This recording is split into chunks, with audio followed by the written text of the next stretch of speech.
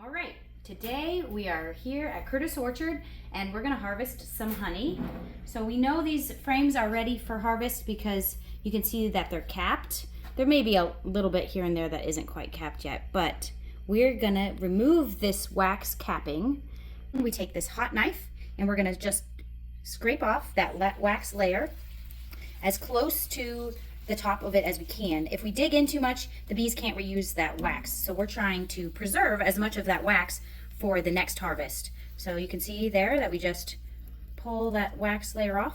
Now nothing gets wasted. The wax that is harvested will get melted down in our solar wax melter, and it can be used for candles, lip balms, you name it. Any number of things that require beeswax. Once we've exposed all of it, then we're gonna put it in our centrifugal uncapper that will spin it out. So it uses centrifugal force called a centrifuge or a extractor, and we'll pull the honey out that way. So this honey is all going to be used for liquid honey. None of this will be saved or cut off the comb for comb honey.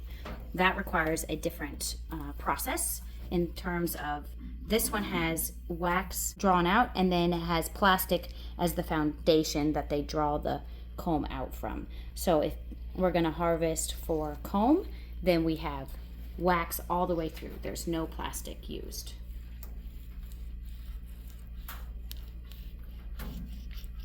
If we miss any part, we will know as soon as we run it through the centrifuge, because the honey does not bust through that wax capping just by force alone. There has to be no wax there.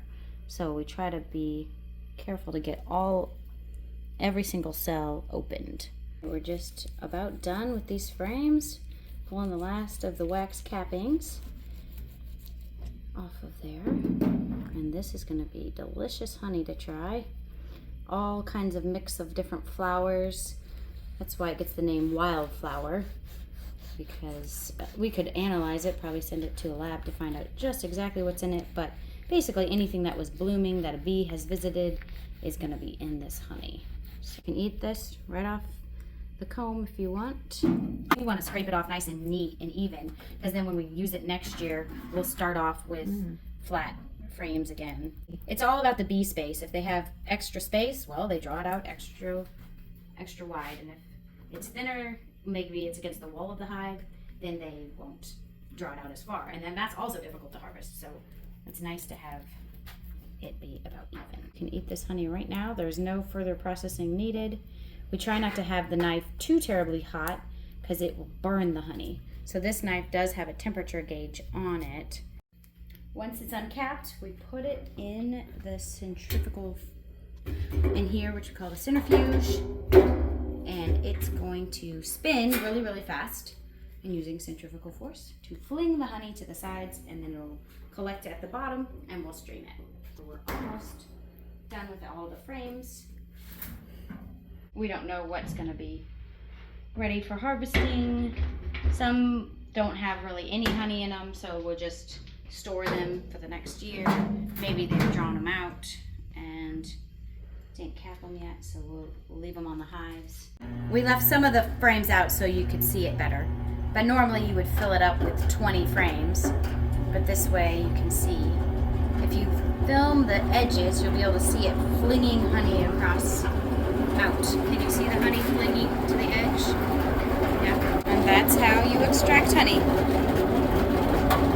Well, it's wobbly. Look how it rocks back and forth, and it'll walk across the whole floor. You have to hold it. Yeah, I'm holding it to keep it from walking away. I have the wheels locked, but it doesn't work. There it is. Oh. So there's obviously some honey here and still a little bit of residue. That does not get wasted. We take this back out to the apiary and let the bees clean it up. And so they get to enjoy the rest of it. And it comes out cleaner than if I were trying to wash it out with water or anything. And you don't really want to get water mixed in with it, because you can imagine trying to dry that out would be really challenging. This is pollen that got mixed in with it. Unsurprising.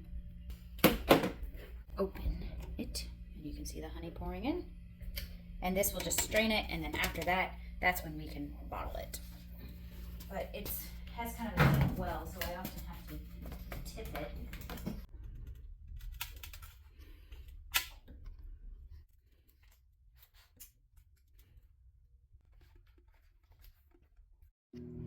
come out to the store and try some fresh honey. And that's our harvest.